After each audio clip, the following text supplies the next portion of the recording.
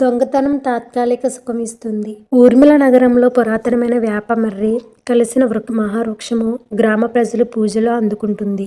ఆ చెట్టుపై ఎంతో కాలంగా కాకులు గూళ్ళు కట్టుకుని నివసిస్తూ గ్రామ ప్రజలు చెట్టుకు నైవేద్యం పెట్టే వడపప్పు వంటి తింటూ హాయిగా జీవిస్తున్నాయి. ఓ రోజు ముసలకాకి ఒకటికి ఎక్కడి నుంచో వచ్చి స్పృహ తప్పి పడిపోయింది.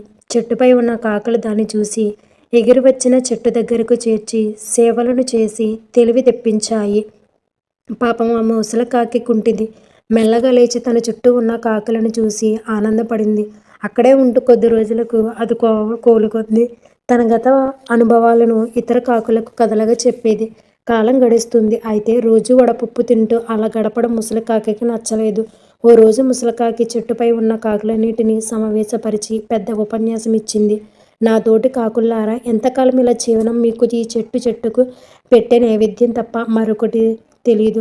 ఒకసారి ప్రపంచాన్ని చూడండి.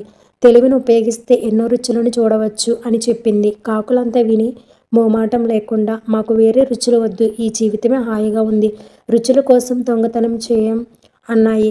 ముసలకాకి మూతూ ముడుచుకుని ఒంటరిగా మిగిలిపోయింది. అయినా ఊరుకోకుండా సమయం చూసి ఓ బక్క కాకి మళ్ళీ తన ఉపన్యాసం వినిపించింది. ఇలా బక్కగా ఉండడానికి కారణం సరైన తిండి లేకపోవడమే. నేను చెప్పినట్లు చేస్తే 4 రోజుల కండలు పెరుగుతాయి అని చెప్పింది. పాపం బక్క కాకి ఆశపడి సరే అంది. ముసలకాకి ఆలస్యం చేయకుండా బక్క కాకి వెంటబెట్టుకుని గ్రామంలోకి వచ్చింది. ముందు మాంసం కొట్టు దగ్గరికి పారేసింది. మాంసము రుచి చూసింది. మరో చోట చేపల రుచి. ఇలా ఊరంతా తిప్పింది. కొత్త రుచులకు బక్క కాకి మురిసిపోయింది. కొద్ది రోజులు గడిచాయి. ముసలకాకి ఇళ్లలోకి చొరబడి గారెలు, బూరెలు, వేపుళ్ళు తెచ్చుకుంటే బాగుంటుందని సలహా ఇచ్చింది. ఆ రోజు నుంచి బక్క కాకి ఇళ్లలో ఆహారం దొంగిలించడం మొదలుపెట్టింది.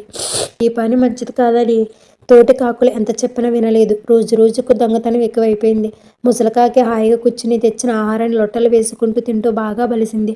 బక్క కాకి కూడా పహల్వలాగా తయారైంది. బక్క కాకి కుటుంబం కూడా దొంగతనాలు మొదలుపెట్టింది. రోజు రోజుకు కాకుల ఆగడాలు ఎక్కువయ్యాయి. ప్రజలు జాగ్రత్త పడక తప్పే లేదు. రాను రాను దొంగ కాకులకు ఆహారం దొరకడం కష్టమైంది. రుచులకు అలవాటు పడిన నాలుక మాత్రం ఆహారం తినడానికి మొరాయించింది. ఓ రోజు ఎలా అయినా మంచి ఆహారం దొంగిలించాలని ముసలకాకి, బక్క కాకి బయలుదేరి రెడ్డి గారింటిపై వాలాయి. పెరట్లో మార్కెట్ నుంచి తెచ్చిన చేపల నుంచి సంచి చూసి మెల్లగా సంచి దగ్గరకు వచ్చాయి. ముసలకాకి తన ముక్కుతో చేపను పట్టింది. బక్కకాకి 2 చేపలను పట్టింది. తొందరగా వెళ్ళిపోవాలని ఎగరడానికి 2 రెక్కలు ఆడించాయి. అంతలో రెడ్డిగారు అది చూశారు. ఇంతకాలం కాకుల బాధ అనుభవించిన రెడ్డిగారు కోపంతో చేతిలో ఉన్న కర్ర విసిరారు. కర్ర రివ్వున ఎగిరి వచ్చి ముసలకాకి తాకింది. దాంతో అది మరణించింది. బక్కకాకి భయంతో పరుగులు తీసింది. రెడ్డిగారు కోపంతో దాని వెంటపడ్డారు. కాకి తన గూటికి చేరుకుంది. అయినా ఆ గూడు వెదురుకర్రతో చిందరవందర చేశారు. ఆ గూడు కుదిలిపోయింది. గూట్లో స్టీలు చెంచాలు, ప్లేట్లు, చిన్న చిన్న గిన్నెలు ఎన్నో కింద పడ్డాయి. బక్కకాకి కుటుంబ నిలువనీడ లేకుండా పోయింది.